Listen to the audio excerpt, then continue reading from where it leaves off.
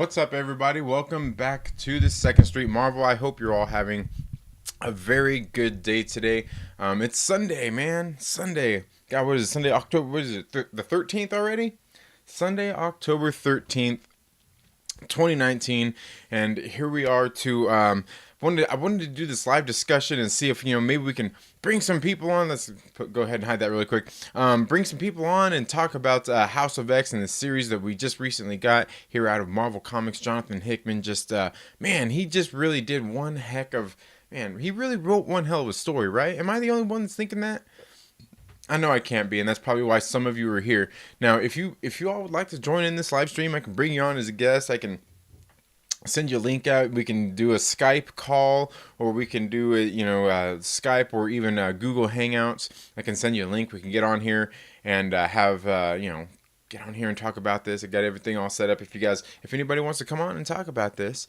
But yeah, and I want to try to keep this about an hour. So if anybody wants to hop on, just let me know, and we'll. Like I said, I can send you out a link and we can go ahead and talk about this. But if not, I guess you guys will sit here and hear me flap my gums for about an hour about this series. I thought was really, really well done. Really well done book by Jonathan Hickman. Now, the thing is they did the two series together. They did the House of X and they did the Powers of X at the same time. Now, I know some people out there were probably triggered, saying House of X and it's Powers of 10, not Powers of X. Well, I'm sorry, folks, but you know what? On the books, it says X, dang it. And that's how I'm going to chalk that up to. It says X. It doesn't say anything about powers of 10 nowhere. I haven't seen it say 10 anywhere except for people like us, people on YouTube saying it means powers of 10. I don't know. If there's an article or something out there, let me know. I'll happily go read it, and I'll give it its due credit and call it powers of 10. But today we're here to talk about the powers of X. And again, this was just a 6-issue series, but there was so much that went into the series, especially by the time you read House of X and Powers of X together. Now, to me, the Powers of X, it was kind of jumping back and forth through time, through these different timelines, and it was really kind of confusing. So I recently went back and just kind of skimmed through. I didn't really deep dive into all of these issues once again, but I got to tell you that. Like after seeing everything that we've learned and then going back through House of X here, I'm like, man, there was really a lot. There was really a lot in there, and it's a little easier to understand, especially once we know what's all transpired. But anyway, I'm gonna go ahead and here to the live chats and see what everybody's talking about. Tommy, welcome so much. Thank you for being here. Thomas Connolly, how are you doing here? Chillmonger is here as well. Chillmonger says issue number 2 of House of X was the best. I really liked issue 2. I did like issue 2, to be honest with you. I really did like issue 2. And I think aside from issue 2, I think the other good one I really liked was probably, I don't know, issue 4 was really good. Is that issue 4 I'm thinking about, where they went to the sun, and that's where they were there and they were destroying everything? Pretty sure that was issue 2.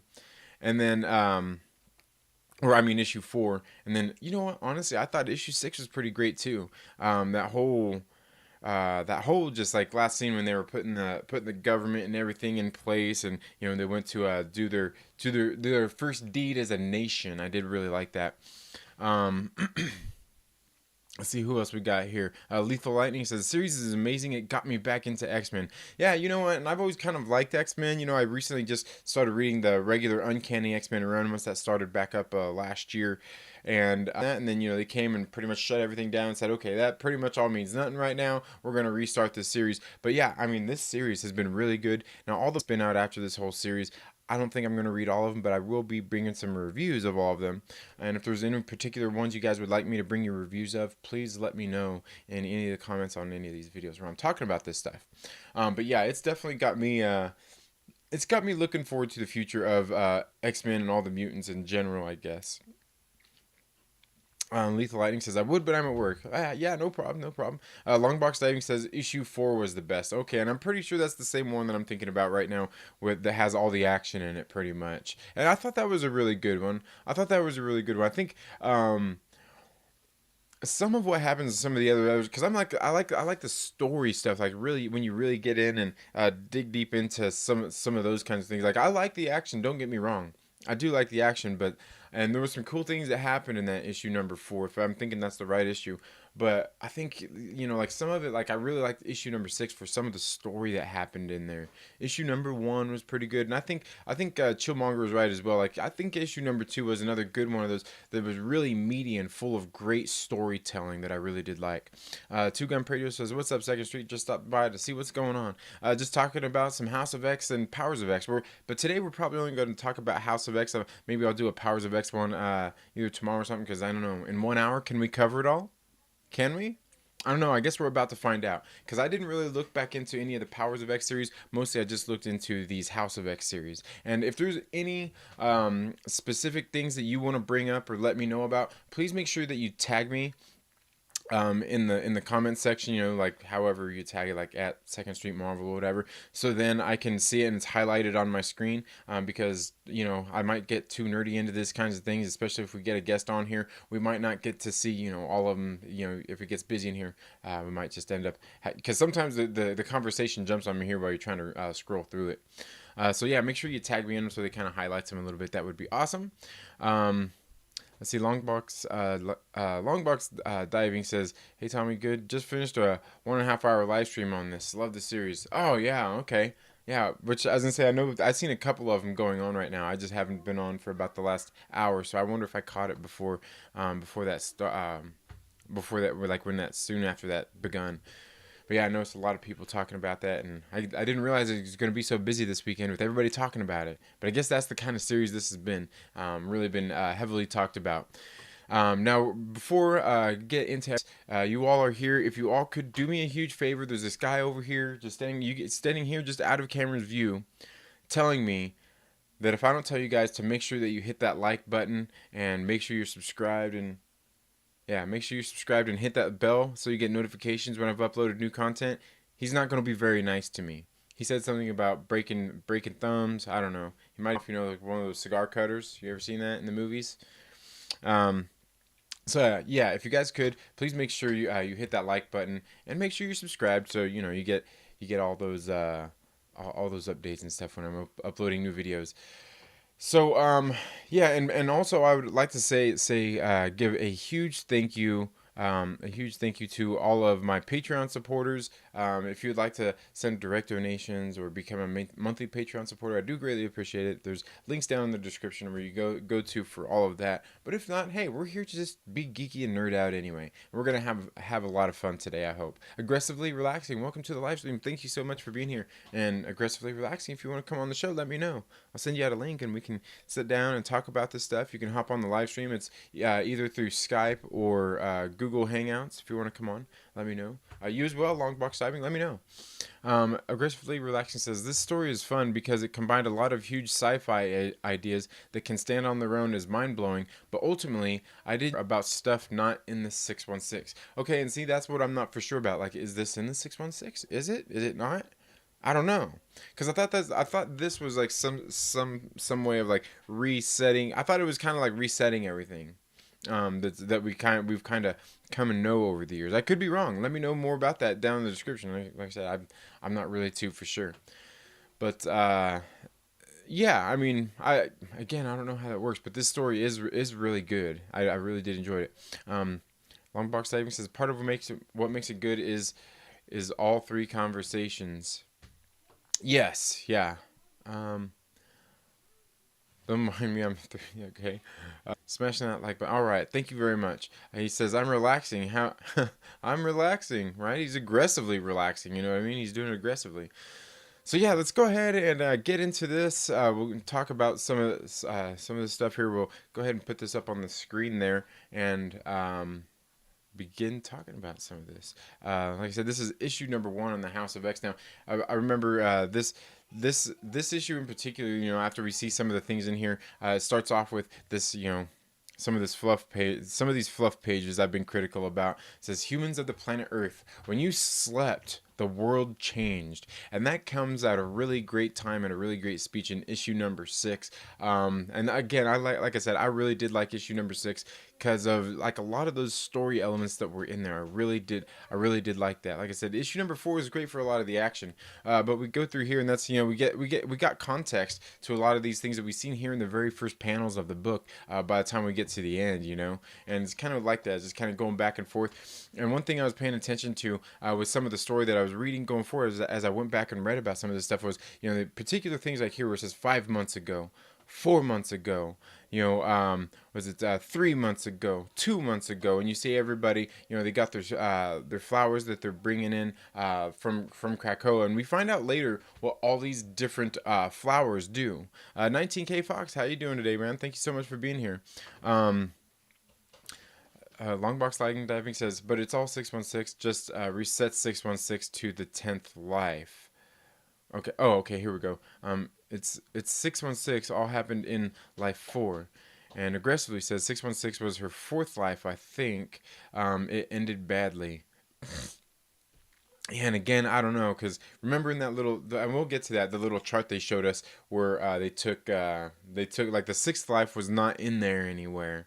So I don't know. I'm still kind of curious how all that went, because it seems like most of the story we got here, I was wondering if it was that 6th life we didn't see, but then after reading so much of it, I'm kind of thinking, okay, and somebody I think corrected me on one of my videos too, saying that it was actually the 10th life that we've been reading about, and I was like, okay, yeah, that makes sense too after I went back and read some of it. But at the time when I did the review, I hadn't gone back through and re-skimmed over any of them. So yeah, but that's the interesting thing here. We got 5 months ago, 4 months ago, 3 months ago, 2 months ago. You go to the next page, we got 1 month ago, and then 3 weeks ago, and 2 weeks ago. Or is that one week ago? Sorry, the little scroller thing is there on my face. I can't see. Yeah, 2 weeks ago. And then the Jerusalem habitat now. And then we see, that the Jerusalem habitat there, the building is all covered in with these flowers of Krakoa that they end up, just planting there just weeks earlier, it looks like, a couple of weeks, and all of a sudden this thing was engulfed in all basically this life force of Krakoa. Chillmonger says everything in life number 10 matched within 616. Did it? And see, and that's exactly, that's some of the stuff I don't know, because I haven't really read a whole lot of X-Men books in the past. And plus, does it ever tell you what's 616 and what's not? I mean, aside from, I don't know how all that works. If you know how that works, let me know, because I need to figure that stuff out. And Chillmonger, I know you know about that stuff, man. I know you'd be looking into that. And I'm sure Aggressively Relaxing here does too.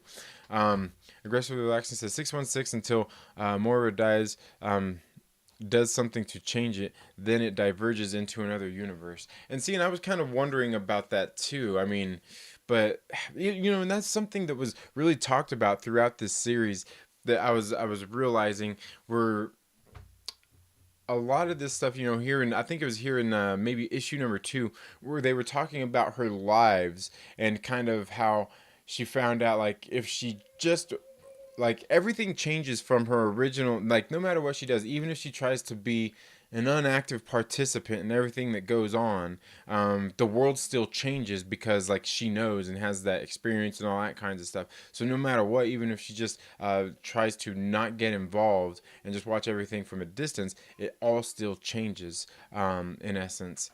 And she kind of found out that that's why she decides, like, okay, apparently, like, I've got to do something.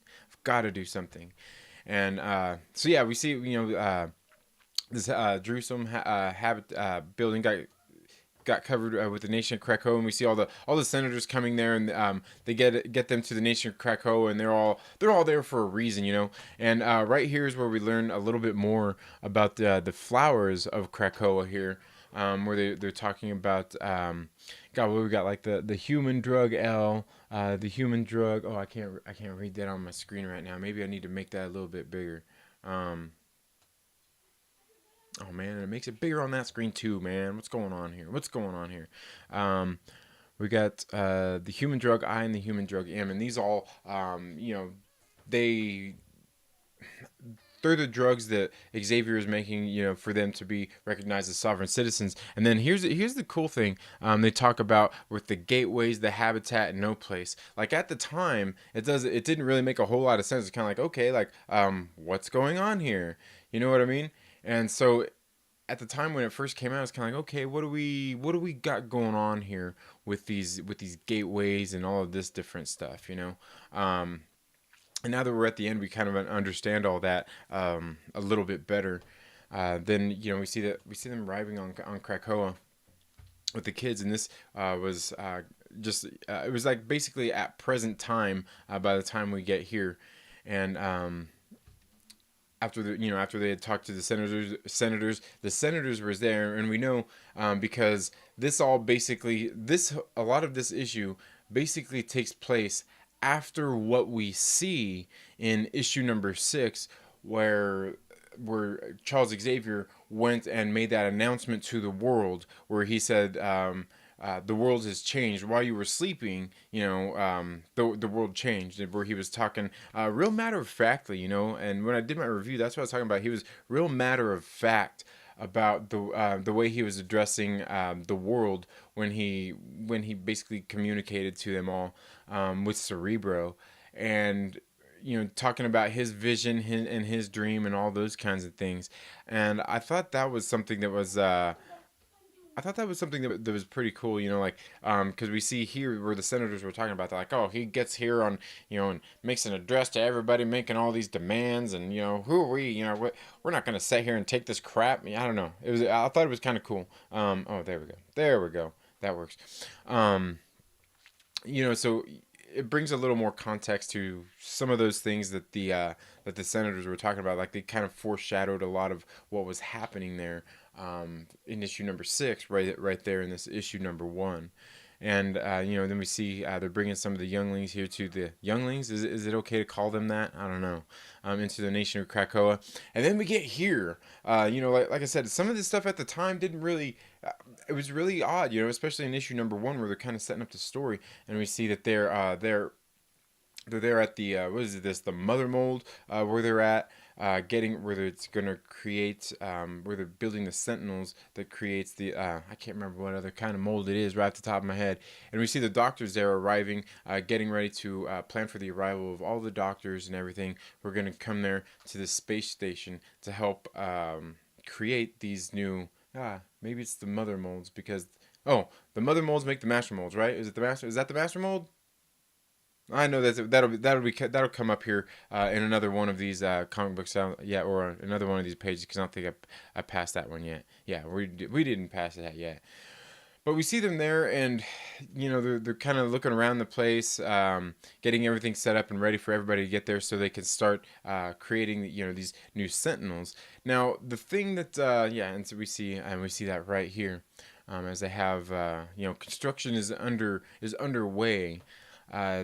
Because these mother molds basically go and create all of this on their own. And here this was the interesting thing. We got some of these some of these interesting topics about the Orcus Protocol, and this at the time it didn't really have, say, like a whole lot of I don't know. It didn't seem to have like a whole lot of context to it. You know what I mean? I'm gonna go ahead and blow that up here. It didn't have a whole lot of context to it at the time, and like, I don't know about you guys. Let me see. I need to. It's okay. You guys don't need to see my pretty face, do you? But we see a lot of this stuff here, and where they're talking about basically the Orcus Protocol got got enacted basically the same way that they kind of went through and did the same thing with that the X-Men were starting to do, where they put their safety measures in place for when the mother molds were getting ready to getting ready to be created. And so they all basically had their early warning system for when when the shit's getting ready to hit the fan. That's where they have all these protocols. So that's what the Orcus structure here was, and it's comprised of all these different regimes here. We got like or different how would you say, like, people out there, these organizations. We got AIM, Shield, Strike, Sword, Alpha Flight, Hammer, Armor, and Hydra. So everybody's kind of got their foot in the door a little bit, and that's what we see. Like, they, once they became kind of obvious, the mutants, and that's one of the things they were explaining in some of the story. Once they realized that they were getting ready to, like the mutants were at a point where they're going to recolonize and take over the world. They enacted this Orcus protocol to go out there and make these sentinels that are going to help put an end to all of that. So, learning, like going back and learning some of that, seeing it in context of knowing everything that happened is kind of cool, because really, if you think about it, the X-Men are only doing exactly what the humans did as well, with their Orcus protocol. I mean, they did the same thing with, all the early warnings that they were, had in place for when the AI got to a certain point and the mother molds were getting ready to create these master molds. Okay, Longbox Diving says mother, master, sentinel, I think. Right, okay, yeah, so the master molds make the mother molds, and that was a master mold where they were there on the big spaceship there. I could be wrong. I was gonna say it probably explains it here on the next panel, but that's what we see through right here is where they were talking about. We get a little more context, and like I said, they're all playing the same game here. They all got their little warning signs for what's about to take place. Um,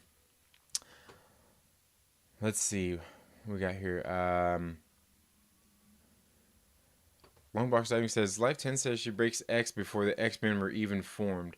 Yeah, as I was saying, that's some of the different just some of the different things on here. It's crazy, like crazy some of the stuff. And Aggressively Relaxing says, of course we will get another in theory after her suicide by Wolverine. Right? If is the Professor X we have been seeing not broken? Yeah, and that's the thing. Like I think the Professor X we've been seeing. There's somebody who's been commenting on some of my videos, conspiracy theorist, that's had a couple of good, I don't know, a couple of theories, and one of them guessing that it's not that it's Xavier's sister. What was her name? I don't know. I think he said it was her sister, and I don't know enough about the whole X-Men universe to know about that. But Longbox Diving says Mother, Master, Sentinel. I think that sounds right. Sentinel, Master, Mother. Yeah, sounds right. Sounds right. Make sure to hit that like button. Yeah, make sure and hit that like button. The one we are seeing in House of X is broken. Thomas Conley says, Second Street, big fan of your comic reviews. My collection is growing. All right, man. Thanks a lot, and thanks for being here. And hopefully some of them have been good and have been beneficial. Big Lion Cat says the cat is here but at work. Oh, okay. I understand, man. I understand. Aggressively says, I have been documenting the promotional flowers from this series growth on my Instagram, but they still have not bloomed. That's funny. That's funny. You're right. You're right, because I've seen all the little flower pots you've been putting. I see you. You seeing that stuff? You know what? Somebody's not as clever as you in thinking about that. That's what it is. Aggressively. That's what it is. Somebody else is like just looking at your Instagram post, going, "What's he got his comic book sitting here next to a planter with a flower in it for?" So anyway, yeah, and then so far, this first issue was really heavy with a lot of story, a lot of stuff to get us introduced into this new series that was, it was phenomenal. We see here where they're in damage control, going after the plans for that mother mold and things like that, and trying to get that information extracted, and they end up getting caught up after Sabretooth, out of big surprise, ends up going and killing a lot of people, and making a big deal and drawing a lot of attention to him. And then they have a run-in with the Fantastic Four. Cyclops comes out and kind of has a conversation with them. He goes ahead and, because they catch Victor Creed, or should I say Sabretooth, because mutants are only to be referred to by their mutant names. Maybe that's only applies to mutants. I don't know. So that they end up taking Victor Creed, and Cyclops, they're just like, all right, man, go ahead, fine. Like, you take him. I ain't got no problem with that. It's all good. We'll handle that later. And tells him, like, hey, like, this is how it is, man. Like, because we're asking him what he's doing. Like, they were seriously, because they tell him, like, what are you doing? You want us to let a criminal like Victor Creed go after he just killed all these people right now? Plus, as bad as he is. Have a good one, Longbox Diving. Take it easy, man. When he's like, what's wrong with you? How are you even justifying this? Like, what's going on? And he's like, look, our people have basically been persecuted and killed and slaughtered, just outright slaughtered, decimated by humans. And now we have we have a solution, we have a way, so where we can actually live, thrive, and flourish is basically what he tells them. So he's like, it is what it is, and just and um, he tells Miss, not, why am I getting ready to say Miss Marvel? God, why all of a sudden I forgetting her name? Um, Sue Richards. He tells her like, hey, let your son know that he has a home here in Krakoa anytime that he wants to that he wants to come here and call it home. He's welcome here anytime. We're free mutants. And then he just kind of walks off, just like whatever. And then we see here once again the senators are in Krakow, but they're not actually in Krakow. They're just kind of in this like middle place kind of area where they're not really seeing everything. And they brought him there to kind of have talks with him, kind of show him a little bit of Krakow and what it's all about. And at the same time, they're all sitting there. The one of these girls, the assistants there, and I can't remember her name, was there kind of all reading their minds, getting a feel for who they were and what their ultimate motivations were, and kind of calls them out on it. And obviously they're not too thrilled about being put on blast because they're all basically sent there. They're nobodies. They're not even like really people like in their government that are like people that really have a say. So they're just basically, I think that what they say, plants. Just basically there to help either agree or disagree with whatever they're going with. And we see there's like one of them that actually has it was actually there willing and ready to go along with it, one of the ambassadors. And here we get a discussion of like the omega level mutants and what the difference is between them and what omega level mutants there are out there throughout the world. And yeah, and then so they brought all the senators there and were having the conversation with him, and naturally one of the guys there ends up bringing a gun with him, and it's so typical. There's always some guy in the meeting in something like that, like somebody there's got to have a weapon with him, just in case. It's there to protect myself. And Magneto's there having this meeting with these people and talking to them real matter of factly. And we see here in this one panel right here, this one senator is like, "Do you know what you sound like?" And and Magneto just finishes off with like, he's like, "I do, and it feels so good to finally say it." You know what I mean? And it's really great after the kind of conversation that they were having there. Just really great stuff, really good stuff. And they just kind of let him know like, hey, like this is our world, and we're not even going to take it. We're going to let you have it and be part of it. We could easily take everything. We don't have to we're not here for an agreement. We're not here negotiating. And that's what he was telling him. Like this is our world. We're going to allow you to live in it without being a bunch of a-holes. And that's that. You don't have to accept our terms, and and you can try to come after us, but you ain't gonna succeed. And that's kind of what he's letting him know. Just really great stuff. And it's really great seeing Magneto have that conversation as well. Let's see. Aggressively relaxing says, Tommy says, was digging through my comic books looking for horror comics for a project and found a Plan 9 from Outer Space comic from 1990. Don't even remember getting that one. I've never heard of that. But yeah, I mean, dig it out, man. Do some comic reviews. Just put them up there, man. That'd be awesome to see. Aggressively relaxing says, Professor X, armed with the knowledge of the future, would go scrape Cassandra off that sewer wall, but it's not his sister. Okay. And again, I don't know enough about that, but I don't know. Wookie Lives Matter says, can't stay merry, Mayhem is live. Just drop by to stop and say what's up and drop a like. Well, thank you very much, Wookie Lives Matter. Appreciate you being here, man. Let's see, Zen World, welcome to the live stream. Thank you so much for being here. Chillmonger says it's an embassy. Oh yeah, the Jerusalem. Is that what you're talking about? Tommy says, lost most of my collection years ago to theft, but yeah, that sucks. Aggressively says they did Sabretooth dirty. Dude had a piece of personality stolen by a demon. He cannot help himself. Okay, but come on now. It's like we're making excuses for being bad people. That's not. It doesn't quite work that way. But I understand what you're saying, man. I understand. Yeah, I don't know. Big Lion Cat says, catch the rest on the rewind back to work. Hit the like button. All right, man. Have a good one, Big Lion Cat 646. Thank you for being here, man. Zen World says, I'm good. Glad to catch the stream. Love House of X and Powers of X. Yeah, it's been really good. Like I said, I wasn't really always like huge into the mutants and stuff, but like this series, man, it's got me wanting to continue with the X-Men series after this. Aggressively relaxing says, never did follow up on that Franklin Richards stuff. Yeah, not yet. We know that's a thread left out there hanging that's gonna be pulled whenever they need it or whenever it's time and to bring him in and do that.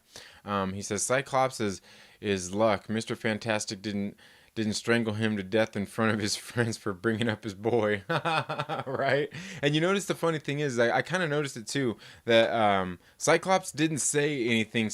When he said that, it didn't say. I don't remember him saying it like he was saying it to Reed. He just said it to Sue. You know what I mean? Like it didn't seem like he was saying it to him. So I was kind of like, yeah. And he was being kind of a dick, and maybe they were all just playing nice.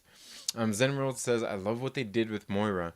Yeah, it's definitely something interesting. Again, I'm not like into the whole rich lore of the X-Men or let alone Moira McTaggart to know a whole lot about that, but it's definitely been interesting what they did with that character because as far as I know before, she was just like a doctor that was kind of like, I don't know, I guess for the most part on their side and not really an X-Man or a mutant or anything. So yeah, it's definitely pretty interesting. J-Day says, hi everyone. Hi everyone. Anyone have the thought that if Apocalypse finds out that the mutants will always lose, he will turn on them? I'm thinking that about. I mean, definitely about Apocalypse, but then so many more of them. Like, why keep that a secret? Because like for some of them, I mean, I think maybe that's the thing, the motivation that they need to carry forward and maybe not be like like extremists, but like be able to really fight for the cause and give them something to know. Like, man, we lose every time. Like, we gotta change that future. You know what I mean? But then again, at the same time, by like Xavier and Magneto knowing and them not telling everybody, it kind of helps. I don't know. To me, I think it hurts them as leaders, but in a way, I mean, I don't know. I mean, should you be protecting your people from that truth? And I guess that's kind of the ultimate one of the ultimate things there. Questions to ask is, should they tell everybody? Should they let everybody know that they lose every time? And plus, the thing is pretty much if we're really seeing the 10th life here, you know, how I think it what was her name? Not Destiny. Was it Destiny? Who we see in issue number 2? That could see the future. Um, let's see. No, we're going here. Oh, dang it. There. Um, yeah, and she tells her, like she could see like her past and all that stuff. She could see her future, and yeah, I don't know about that. I just don't know. Um, because she says if you do things right, you could get an 11th life. She doesn't tell her that she will get one. Um, oh dang it! I went and did this again. Okay, there we go. And here, in issue number 2, we learn about basically all the lives she has lived throughout her, throughout her life.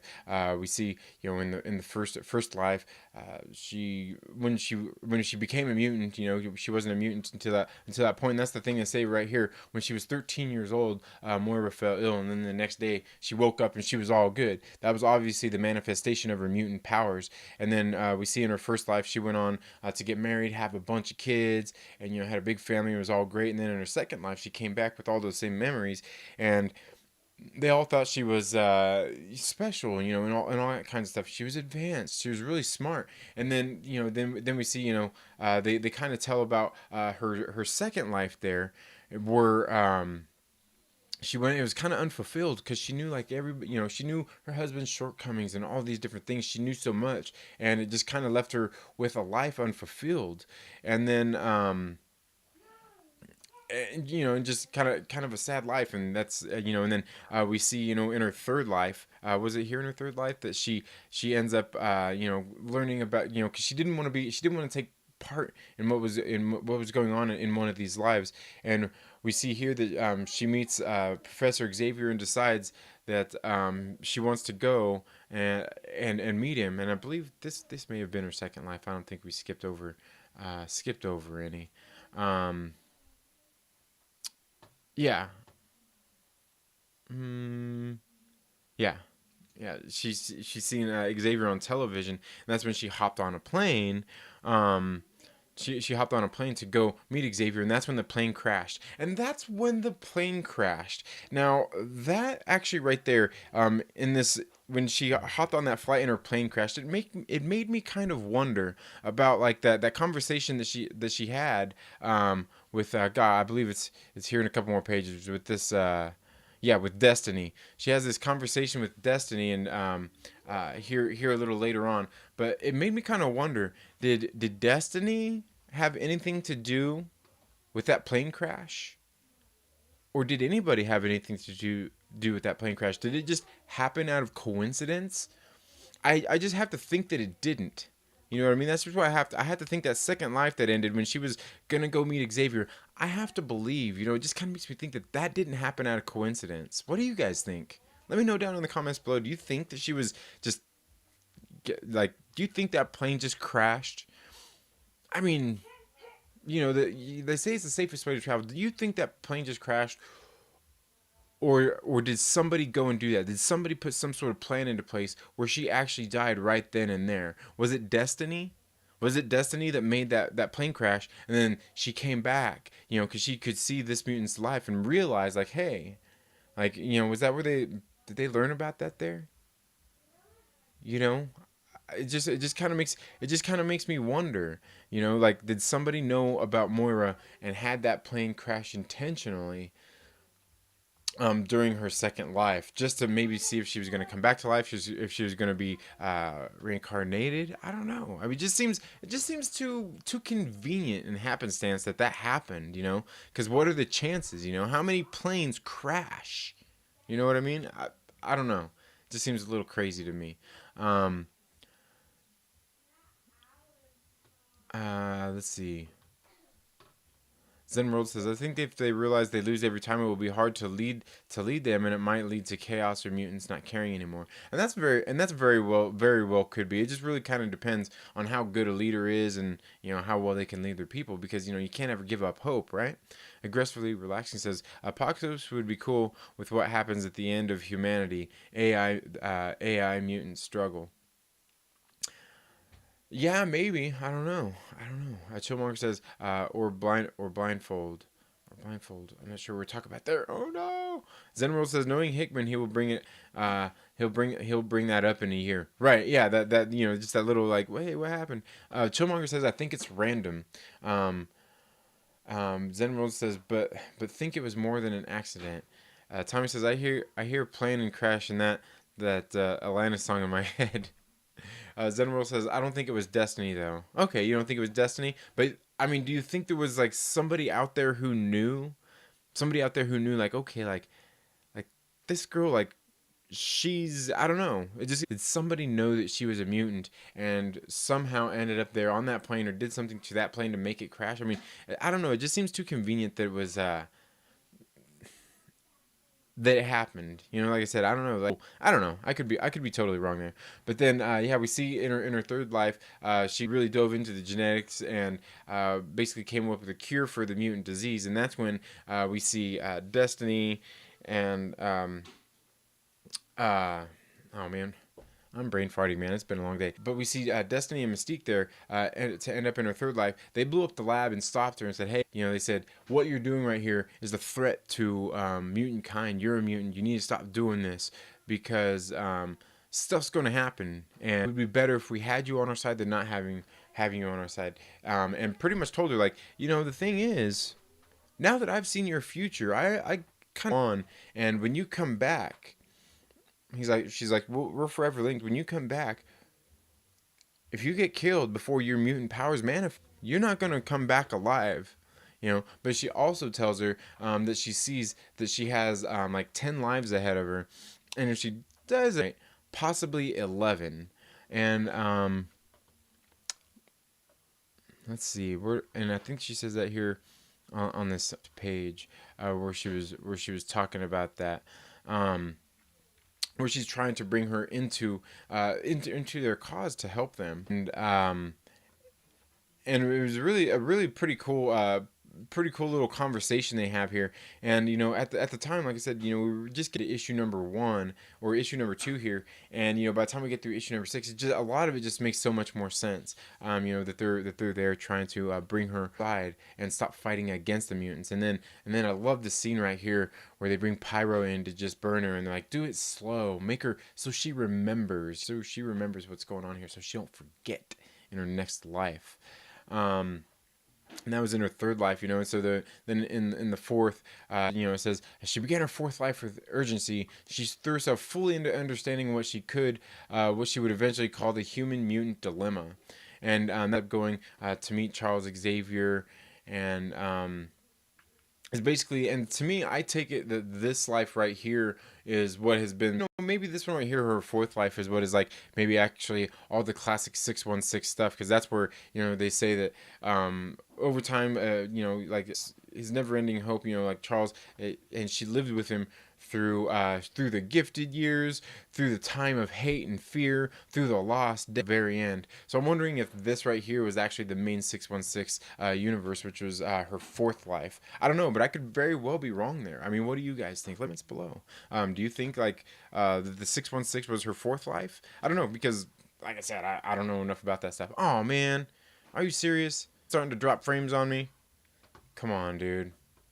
Come on, dude. You can't do this to me now, internet.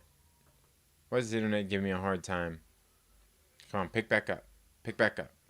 Um, but yeah, so, you know, and then we see she was there, and then until the Sentinels came again. And then here in her fifth life, she decided that aggression was the only thing that would help him. So she went to Charles Xavier early, got to him as early as she could, and then they, you know, were having like they went and found their own secluded place. They, you know, and still the Sentinels came, the Trasks came, and still hunted down the mutants. And this was in her fifth life, where they decided to go more radical. And then right here they skip her sixth life and tell us that Moira spent the entirety of her seventh life in eradicating the Trask bloodline. She went after all of them. She went after all the Trasks.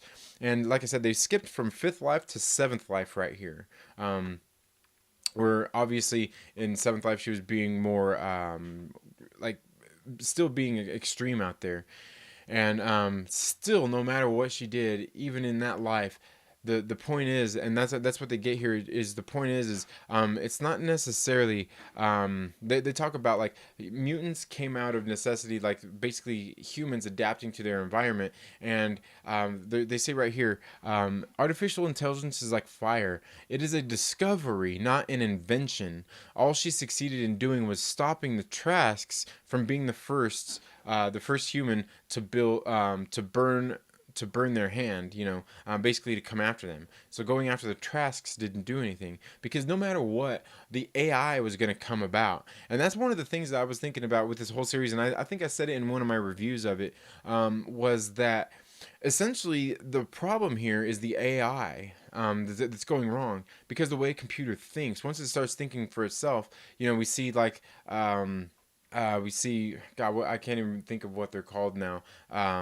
The Nimrods, they're out there. They're basically sentient beings, and they're there, and they're at a point where they're just continuing to go after mutants. Their computer thinking like a computer, like, oh, well, we're going to eradicate mutants. We don't like them, and so in order, you know, once you kill all the mutants, you know, who ultimately still becomes the root cause of mutants are humans. So then just eradicate the humans, you eradicate mutants, and that kind of becomes part of the problem. And then we get the point where we get to these, I think it was the nano sentinels, where you can inject them, and then it eventually takes over their bodies, and that eventually that's actually a problem. It's kind of what is that was that the I think it was called Homo novissima, novissima, something like that.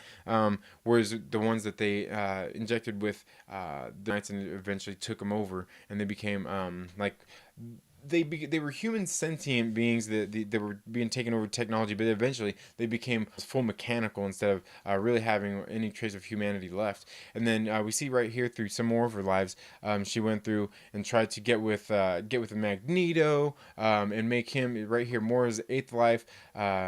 She left a dream of Charles Xavier behind and embraced the necessary evil and went to Magneto. And basically, they went after everybody. They were trying to destroy humanity, and they got stopped by the Avengers. And then obviously that was what they say, that was her eighth life. So then obviously we get here to her ninth life, where she went with wrong button, where she went with Apocalypse and tried that route.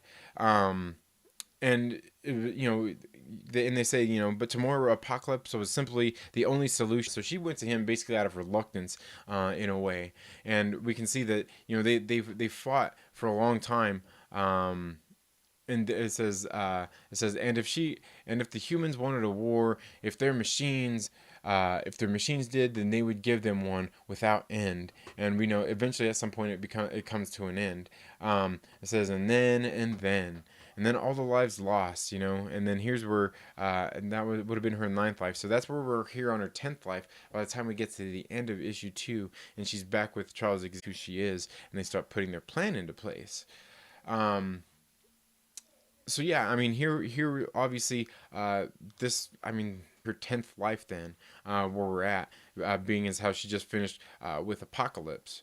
Although it does say and that's what kind of makes me wonder, was and then two, were those two lives? Because we got two black boxes there with and then, you know what I mean? So 9, 10, and she was actually on her 11th life by the time we get to a lot of this other story we're getting to. I don't know. I just don't know. But that's pretty much how issue number 2 ends. And we see here's where they kind of go through the timeline, their lives, and everything that's happened in them. And just like I said, they made it kind of hard to follow. But like once you get to the end, like you kind of absorb a lot of it. And man, I don't know. Oh, look, and reading more fluff pages. Oh, look, more of them. And so yeah, that was definitely I don't know, a lot of stuff really. 2 issues, especially by the time you get to the end of all 6 of them and realize there's things that you probably missed in the last one and the first one and all these different ones. He really took us on a trip there, man.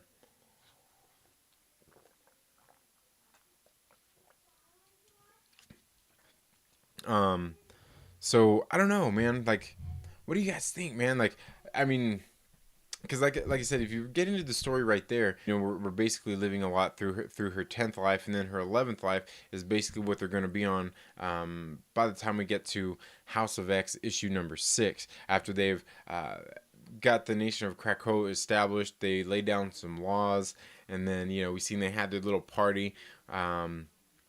Their party there, that's, to me, a lot of people have been said different things, said it's very of Return of the Jedi, and some people are saying that it's reminiscent, and that this is the one I kind of equated it to, was the Matrix. The Matrix Revolutions. We're all there in Zion party and just having stuff. I don't know. And then we get here to issue number 3. Let's see. And issue number 3 is where we really get a lot more of the setup for what's getting ready to happen. But right here at the very beginning of the book is where it's kind of giving, I don't know, it's almost giving like it almost seems like it's giving a recap here, where it says a Nimrod is an end state nano sentinel construct. And the nano sentinels are ones that they're basically being like when a human gets like infected with this like a nano sentinel, I guess you could say. And they explain that here in a minute. It says Moira X, and that's the thing. It says right here Moira X. Is that Moira 10 then? Is that what that means? I don't know. It says has learned that while emergent AIs are unavoidable, an anti-mutant Nimrod is not. Okay, so they can, and that's essentially the mission they're going on, is to stop a Nimrod from being created. And I think that's where it comes to by the time that mother mold is getting ready to make whatever, I don't know, whichever one it is, and we learn more about that later. By the time they get there, it's basically unavoidable.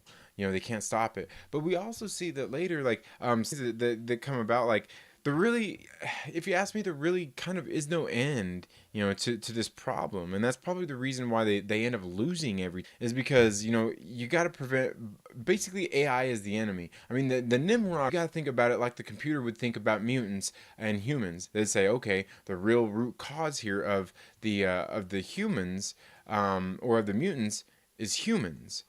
Um, so yeah, I don't know. That's it. That's if you ask me. I mean, that's part of the ultimate end game, is that, you know, the AI is kind of leads to Nimrods. So you might as well try to get rid of AI.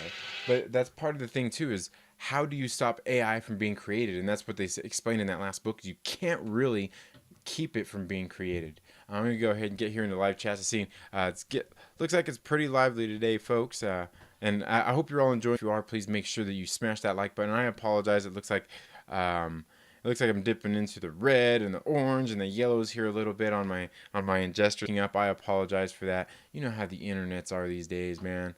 Um, let's see. Tommy says, "Has anyone else seen the buffers at me?" No, it's not just you, man. It's everybody, man. I'm not sure if it's YouTube or if it's my internet or if it's OBS. It could easily be OBS as well. Man, that sucks. That sucks. YouTube and OBS messing up my live stream.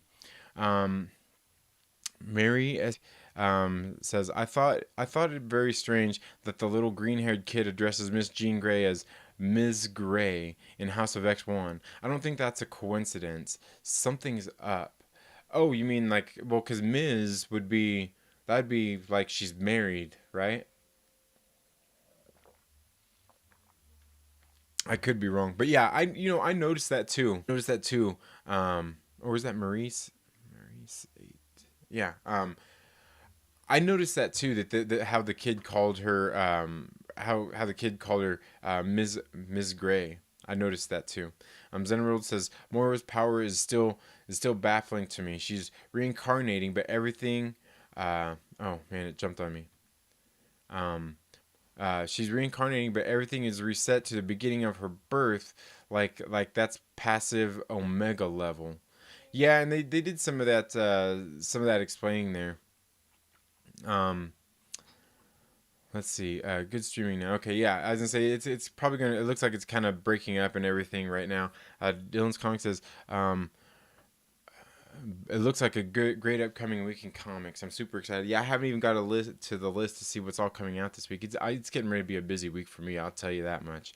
Um, let's see. Drunk 3POs here says, much love, my dude. Sorry I've been missing the streams. Nah, it's okay, man. Shoot, there's been so many streams going on, especially lately. You know, I see a whole lot of streams going on. Like everybody's all of a sudden streaming all together at the same time, man. It's crazy.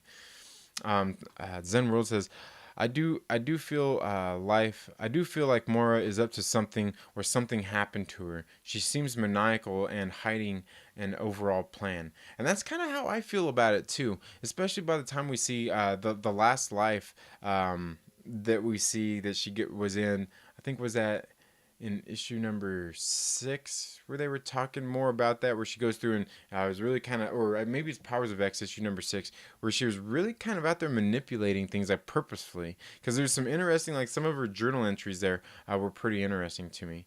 um, right here they explain about Project Achilles, which was the human mutant, or the prison for mutants developed by humans, that they can pretty much get rid of this for mutants now. You know, it wouldn't be for mutants. It says superhuman super max facility, and so really that really only applies to anybody else who has been enhanced that's not a mutant at this point, because at this point we know that mutants have their sovereignty. Basically, they won't be tried in a court by man anymore, which has been some interesting stuff. And all this stuff goes into play later. And this was a pretty interesting scene where Emma Frost goes to get Sabretooth out of basically out of prison. They were getting ready to execute him. And here's right here where they talk about the omega cycle, the human omega sentinel process. It starts with infection. It says a human host is injected with the nano sentinel technology, and then it goes through each level as it happens, talking about the nesting, the self-replicating biological machines propagate in the host. Replication, the biological machines replace existing host systems and organs. Dormancy, during the dormant period, the biological host is partially transformed from organic to machine. Activation, post-dormancy transformation, a host becomes operative and is capable of activating in proximity to a mutant. Interesting, right? So like it doesn't really ever kick in until it's near a mutant. And then it says union. Post activation, the human host becomes aware of combined consciousness of it and the sentinel directives it has been infected with. This is almost always a prolonged process that mirrors those recovering from trauma. And then adaptation says totally integration of host and a machine. So basically at that point, they are one. And then by time you get to step 8, you get to the omega to omega, and they're a total machine state. Which is just like interesting stuff, man. Interesting stuff, like crazy. What they're going through here, and then we see they're back at the facility here. I believe this is the Orcus Forge, their mother mold, I guess, if you will. That's getting ready to make these sentinels, and right here they're just kind of having a conversation about the molds and everything as the X-Men are getting ready to arrive here at this facility to basically destroy it. So this mother, I think is a master mold, isn't actually created. I think that's right. Is a master mold isn't actually created because that at that point, once that master mold is created, then there basically is no stopping it, because that's, and then we learn later that the Sentinels, because the Sentinels, that's what they said, that were the humans were saying, well, I guess it was the librarian was saying, like, look, Sentinels only bought us years, they bought us a few years to prolong humans being killed off, where then the Nimrods, they bought us decades. So that's where they kind of, like, the Xavier and the mutants kind of figured out, like, okay, like, if the Nimrods are the ones that are caught, like, bought them decades, bought them all this extra time, we need to stop the Nimrods, because the Nimrods are what eventually lead to this, I guess, this human omega process, to which humans and machines kind of basically become one, and that is essentially what the Nimrods are, because they basically, at that point, the Nimrods are basically an integration of humans and machines, and they don't like mutants, because mutants are just mutants, you know what I mean? And it's really quite telling, like, because really, like, ultimately, as much as AI is part of the problem, another big part of the problem kind of becomes biotechnology, because that's where where the human, what was it we just went over here, the omega cycle of the human omega sentinel process, that's where that really becomes a problem, is because that, they end up becoming, it eventually turns into like its own Nimrod, and humans and mutants, they just don't, they're not ever going to get along, man. Let's just face it. But then we see here by the end of this issue where the X-Men are arriving here at this mother mold to try to destroy it, and as they're there doing some recon, Nightcrawler gets caught up by this one by Karima, she's one of these mega sentinels, isn't that what they call them? These mega sentinels, who is the adaptation of human and sentinels. So here he runs into her, and they're just kind of, they kind of get into a little scuffle here as they realize that Nightcrawler is there, and then all the X-Men are there, and what they're there trying to do. They knew they were there probably to stop everything, but they didn't know probably exactly how they were going to do it. And that's what they're there to do. They call in their forces to put a stop to the X-Men, and we can see here that the doctor here on the ship, her basically her husband, or her gives up his life to try to kill and stop the X-Men from getting there and destroying this mother mold, because and that's the thing, is, like, essentially it's kind of like the mutants are trying to save the humans from themselves. That's what this really is. And I guess that's another thing that this speaks a lot to is, can we really be saved from ourselves? You know what I mean? Is that even possible? Um, and we go ahead and yeah, so and that's pretty much all we get out of issue number 3, and then we get him back here and learn a lot of the alphabet and things, just interesting things that have really taken place in just in after after 3 issues. um let's see here, we'll go back to those. So let's see here. Oh, wrong one. Okay. Oh, there we go. Yeah. So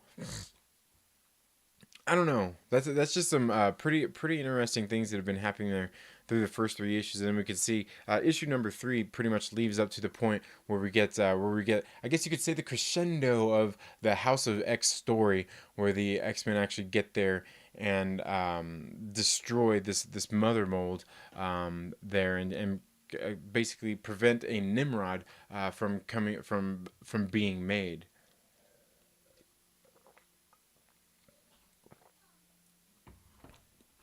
So it's really quite telling. I mean, to me, the whole thing seems to be like, really ultimately humans. This all could all be solved if the humans and mutants would just get along. You know what I mean? If they could just get along and go along with things, it would really help things along, because then they would still discover AI. They would still discover AI, but they wouldn't necessarily need to create all these this Orcus protocol and all of these things put into place to where they're gonna try to put an end to the mutants. So that's just like, I don't know, crazy stuff, crazy stuff. We're gonna go ahead and get here into the live chats and see what everybody's talking about here. Um, Zenro says, "Oh, okay, I read that one. That Moira is up to something." Dylan's comic says, "Bad luck. Sorry to hear that. Hope your tide changes. Have some good luck." Yeah, man. He's been on some hard times, man. We all go through it at some point, I'm sure.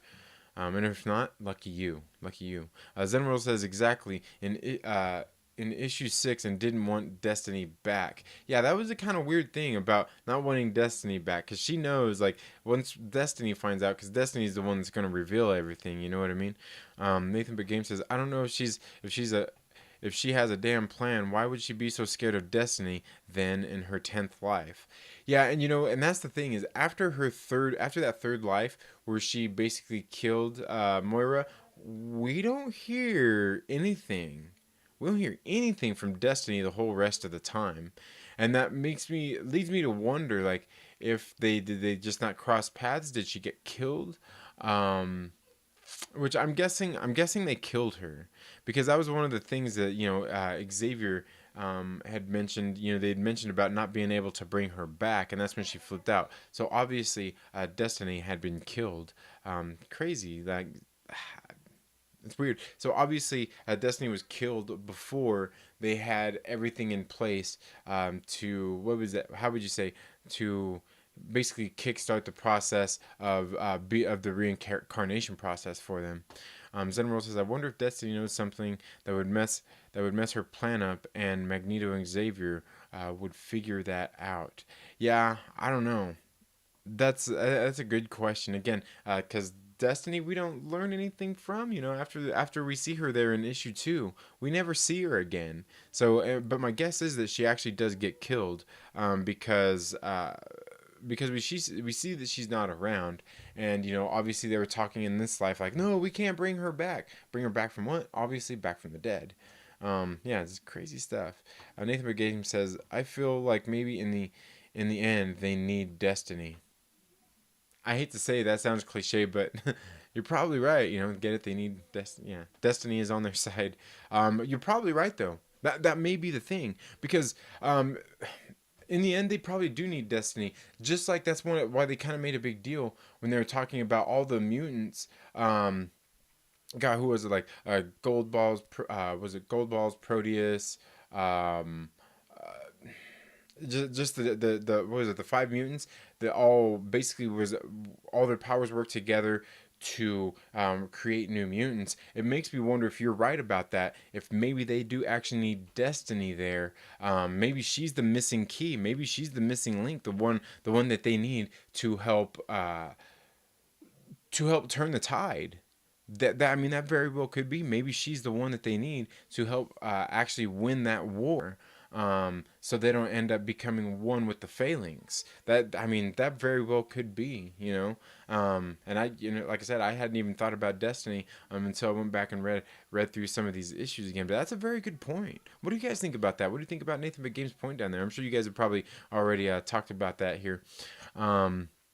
And Zen World says, "What do you think they would need Destiny for?" Well, and that's just the thing. I mean, think about it. Destiny. It's all in the name, right? It's just a little too on the nose there. You know what I'm saying? But that it only makes sense that they might need her. Who knows, for any number of things. Maybe she reads somebody else's mind, or she sees somebody else's future or something that could actually be one of the people to help them turn the tide, and they might miss that person without her being around. Hard to say, but yeah, I mean, definitely. Sounds like something interesting. Nathan McGame says, to see some variables that Moira can't. Exactly. To see some that she can't. In the end of her sixth, when she lived to the Ascension, she mentioned she never saw this coming. So maybe they need to see, and that's very exactly. I think I kind of started arguing that point before I got here to read your thing here. But yeah, definitely. J-Day says, I think she's afraid of Destiny and how Charles and Magneto won't listen to her. That very well could be too. But I think they kind of made a point of that in the one issue where like we could see that Charles and Eric both kind of said like, hey, like no, we'll succeed this time because we're different now. Like after everything you've told us, we're different now. But you could very well be right as well. That's a very good point. Yeah. And Nathan McGame says they mentioned no precogs allowed. Are there any other prominent characters with that power? Again, that's not one I would know. If Chillmonger's still here, he's probably he's a dude who would probably know something like that. And if you guys know out there, drop that in the comments. But yeah, that's a very good question. Zenworld says all I know is Destiny really, and that kind of that kind of the Inhumans. Yeah. J Day says Madam Web alive. She probably would be, but I'm not sure. God, would Madam Web really have a lot to do? I'm not sure how much she would have in the say so or the know or know anything about what's going on in that life, because it seems like the X-Men are doing this without anybody else really knowing out there, and it's not like they're trying to keep it secret. It's just something that kind of happens. So that's a very good question. That's a good question. Nathan McGame says that kid turned into energy though. He's gone. Oh, you mean from the Inhumans? You're talking about what's his name? He was the one they made, Ulysses. Yeah, Ulysses. Yeah, it's a good question. Yeah, he did. Well, he turned it. He basically went on to be like one of like like the beings out there in the world, like the what, I can't even think of what they are now. On the same level with why am I thinking not the one above all, but I can't think of it. It's on the tip of my tongue, but I can't think of it right now. But yeah, you're right. He did go off and turn into one of those beings out there. And he says, "I'm not a mutant, so not welcome on Krakoa." Well, you know what makes me wonder? I mean, yeah, you're right. He was an Inhuman. He wasn't a mutant anyway. Yeah. Yeah, so Destiny is the only one we seem to know of here. Nathan McGame says, Madam Web should be alive, but I'm not sure she would be involved. Last I heard, one of the Spider Women became the new Madam Web. Yeah, and that's true. That did happen. I think it was, no, that was. Oh, I'm thinking of the other guy who got killed. I know I could be wrong there too. 19K Fox says, can't we all just get along? And yeah, and like I was saying, I don't know that Madam Web would necessarily be involved here because, like I said, she wouldn't have all the knowledge that Xavier and Moira and all them have because she's sharing it just with them, and they're essentially doing something that they're kind of, when they do what they're doing, they're kind of pulling the rug out from humanity. Really, is what they do. Nathan McGame says they mentioned humans can create 10 super people for every one naturally occurring mutations. So I mean, will they ever get along? Right. Yeah, and that's yeah, probably not. Um, yeah, yeah, and what Nathan said, yeah, it makes a lot of sense. It really does. Um, lot of good stuff in this thing, man. I'm telling you, like, just lots of great storytelling that's been going on here. Zenro says, to be honest, that's the dilemma that seems like it will never happen. Oh right, yeah. Can we all get? Nathan the Game says, if they killed Destiny, they definitely can't resurrect her and expose that too. Right. Right. Yeah, that wouldn't look good. That wouldn't look good on them if they killed Destiny and said that. Chillmonger says just blindfold and she died in Rosenberg's run. Oh, okay. Oh, that's the character blindfold. Okay. Yeah, the other one who could see the future. All right. All right. 19K Fox says Moira is told she will reincarnate 11 or 12 times. This is only life 10. Do you think we will see the other two lives? Well, actually, if I remember right, I think um, Destiny told her that she would live 10 lives if she does everything right. 11, possibly, and she says possibly 11. Um, and I think for the most part, what we're seeing has been the 10th life, um, and that's where we've seen at the end of God, was that in issue 6 when Logan ends up killing her? Or no, was that Powers of X where he ends up killing her after the librarian had pretty much told her his plan, which was kind of funny because it seemed like the librarian was ready to go be part of the failings, but at the same time, it seemed like he was also reluctant too. Just kind of like, I'm not sure this is such a good thing. So you're here. What's going to happen? He kind of left it up to them, really, at the same time. Aggressively Relaxing says, a win is getting to the end of human history and join a giant hive mind with less violence. Right. Yeah, I don't know. Nathan McGame says, I thought it was 10 within the possibility of 11, and I think we'll see it. Yes. Yeah, I was going to say, I'm pretty sure they said 10 with the possibility of 11, depending on how it goes, basically on choices made. Um, Blindfold dies in 616, not in the universe that Moira changed. Okay, again, that jumps back into the realities, and that's the confusing part about a lot of this, I think. And J Day says this is 616, and yeah, that's what I said. I don't know, man. I don't know, but I mean, couldn't she essentially die in all these lives and it always be 616? And that's what I'm thinking. Like, if she died in this life and came back, that's still 616. You know what I mean? Just because a different something changed there, it's still essentially the same reality. She's just changing that one reality. I could be wrong there. I don't know. I don't know because it's none of them went divergent if she's going back because it's not like that end game thing. You know what I mean? Because even then, she's not essentially going back to a past and changing that and branching off. She's being reborn with the memories that she has and just completely sets reality different.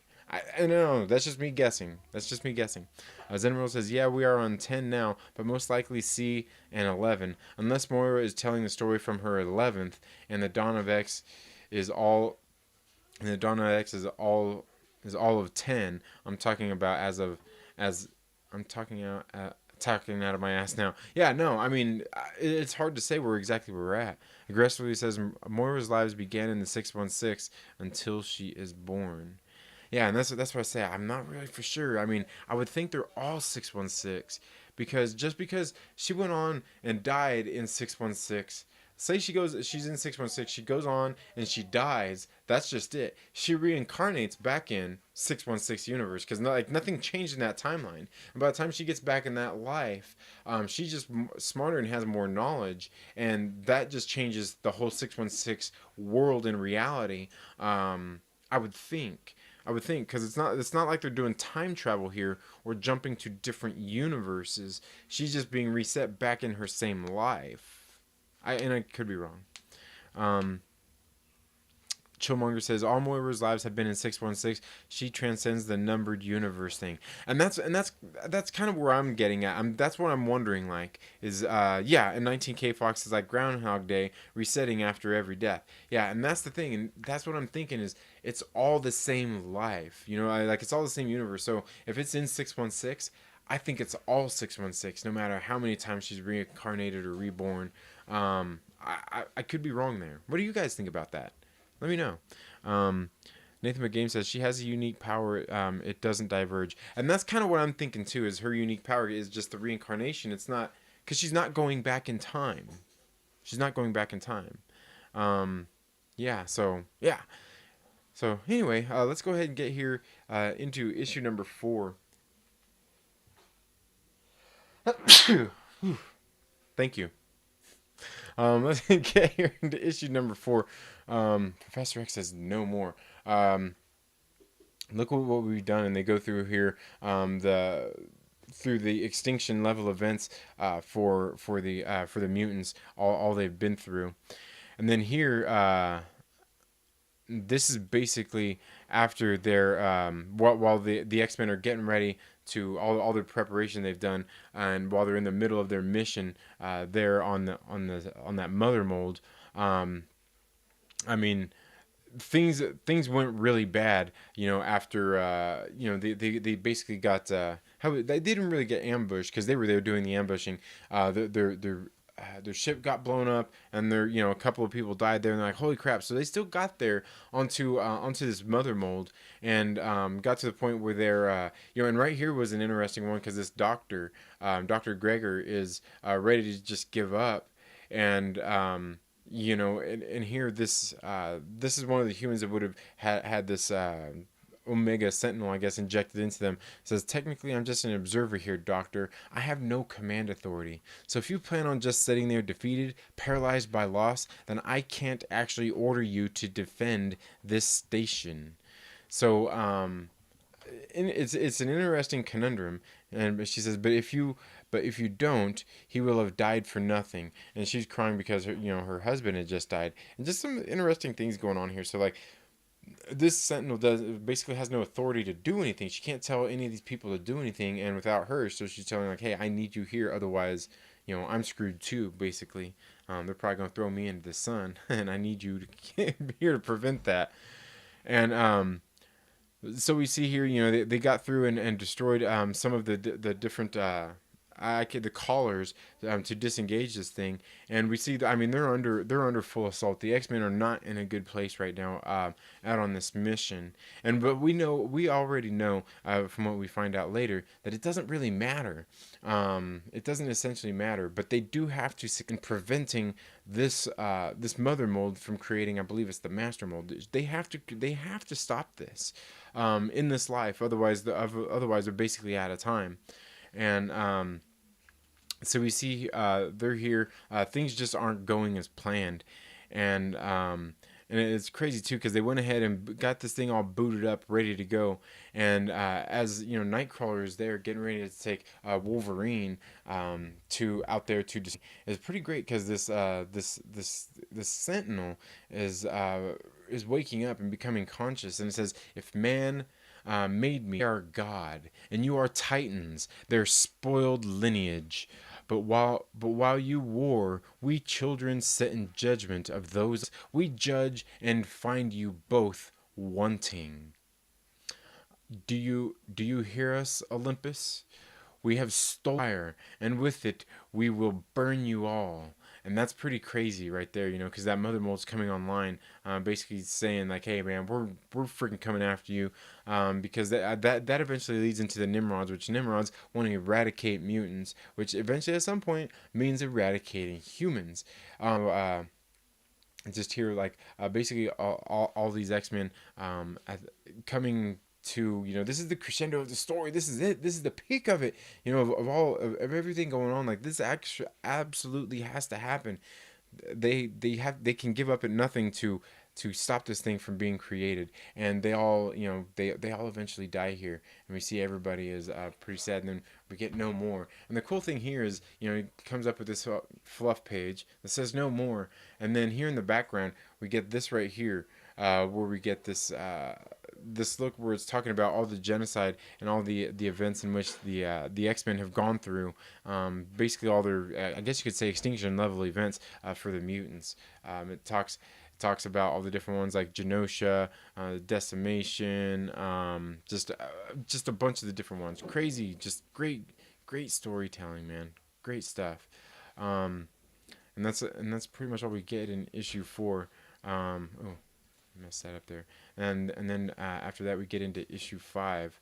Um, let's see. Here we go into issue 5 here. Um,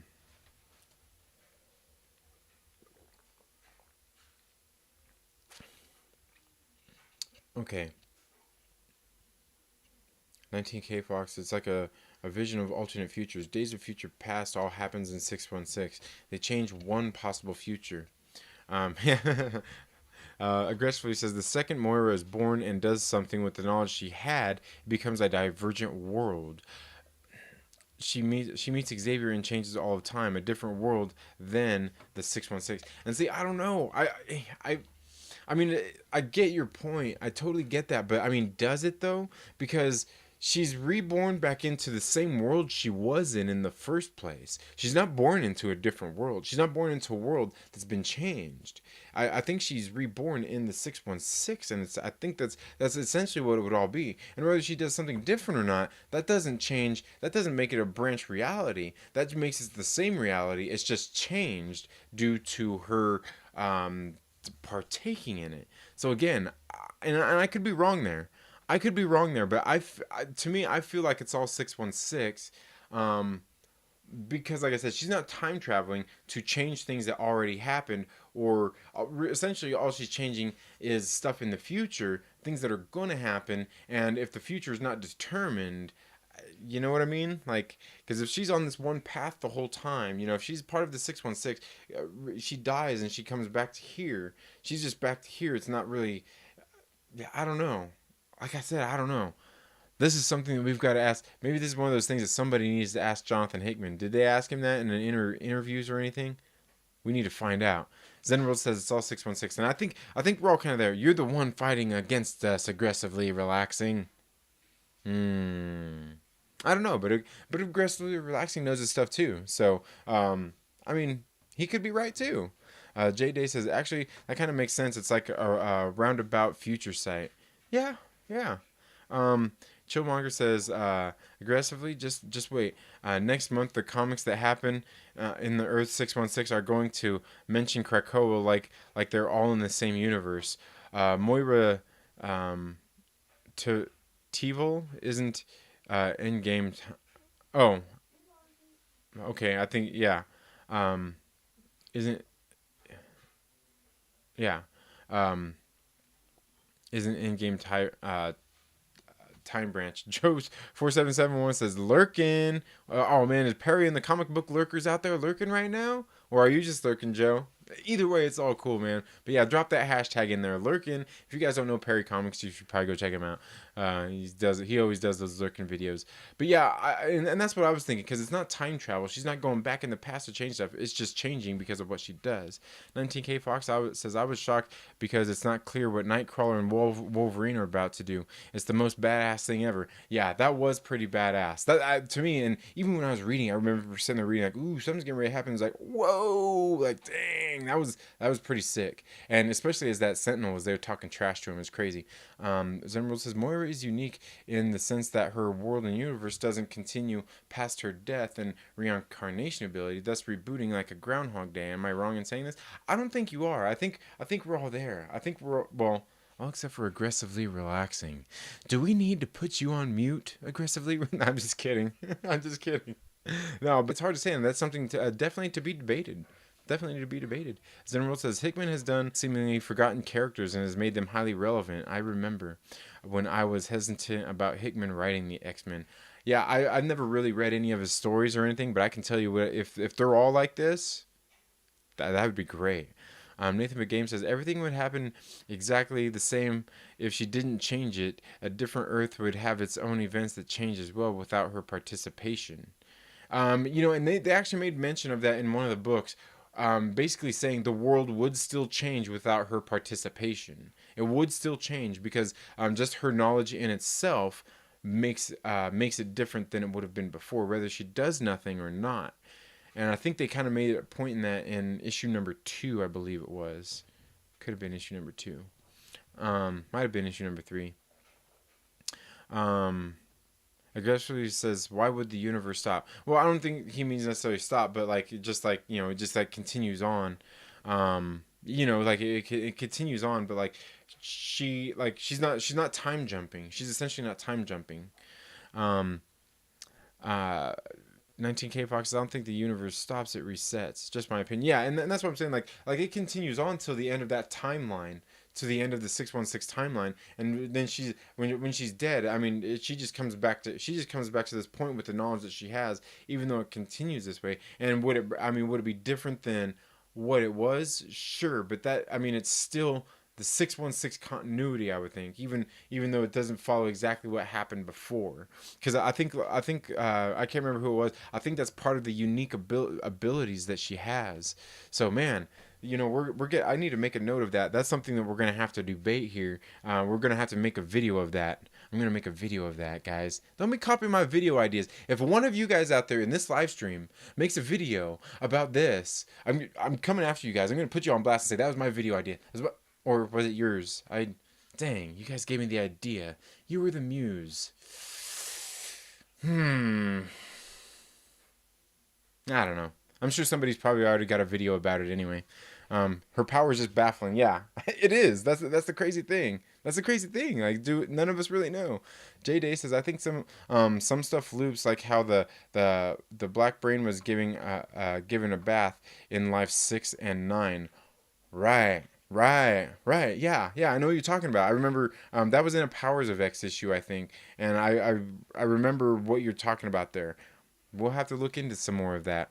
Chillmonger says, "At aggressively relaxing. If you want to call her other lives different universes, I can see that. But life number 10, the present, is in 616. Yeah, and again, man, I don't know. Like I said, I'm thinking if it's 616, it starts in 616. I think it's all 616. Just because, like I said, it's not time travel. It's just she's resetting to here with the same knowledge that she had. Like she went out to here, the world went on, but she reset to here with the knowledge that she had, and the world was going on. And even though she changed stuff, that same universe, that same still reality still goes on. I could be wrong there though. I could be wrong. Like I said, I don't know.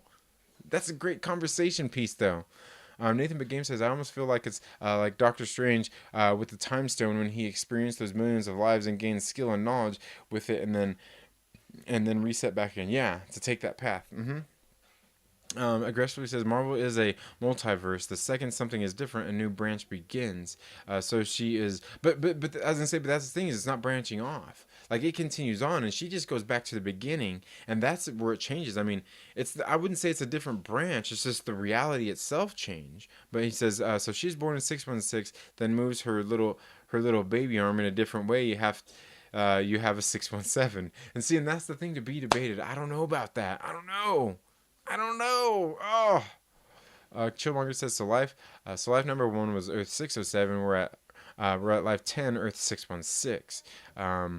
Doctor Strange saw different timelines. Like him, I'm explaining. I think 616 is life 4. Yeah, man. I don't know. This is a good one. Maybe we need to do a live stream on that. Like, is this 616 or not? Nathan McGame says Moira is Omega level and a multiversal entity like the Phoenix Force and the Living Tribunal. Right. Yeah, I think they explained that in there. Zenbro says I made a video already. Dang it! Aggressively relaxing says, well, it depends on where Earth numbering was at in the sliding time scale of when she was born, so it would not be a neat numbering as time travel is always taking place. Yeah, I don't know, man. I don't know. This isn't even something we can like we can discuss this all day, but like which one of us is right? None of it can. Do any of us know what's right? Like we can't even agree to disagree. You know what I mean? This is one of those things, for those people who ain't got the spine to just to disagree with somebody. We can't even agree to disagree because we don't know. You know what I mean? And that's what it is. It's like oh, I don't know. It's so crazy. Chilmark says true. Yeah. Uh-huh.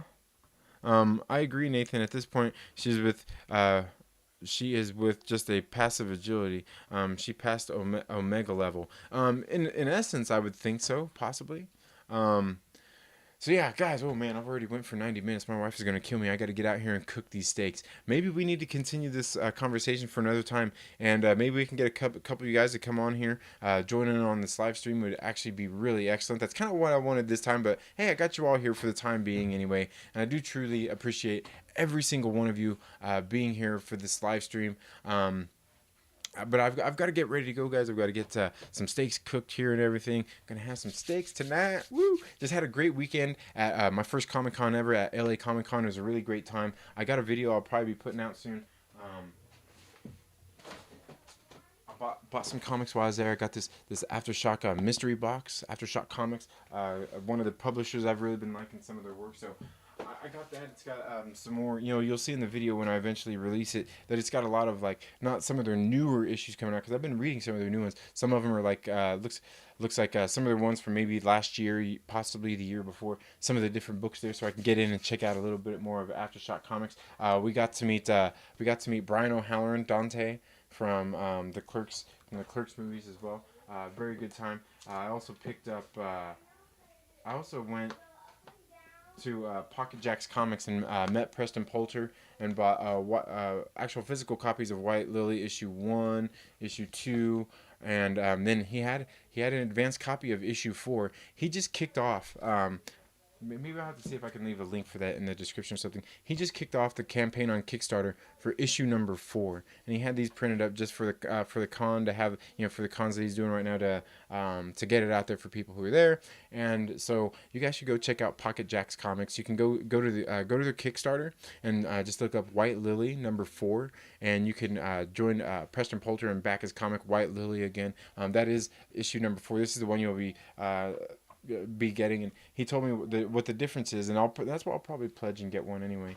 Is this one don't have the thank you page in it, and he's gonna put the thank you page in there for people who make the pledge to get in on that thank you page pledge. And so I bought so I have all the physical copies of White Lily issue number the series up to issue number 4, and there's only one coming out after that, so I'll probably end up getting it.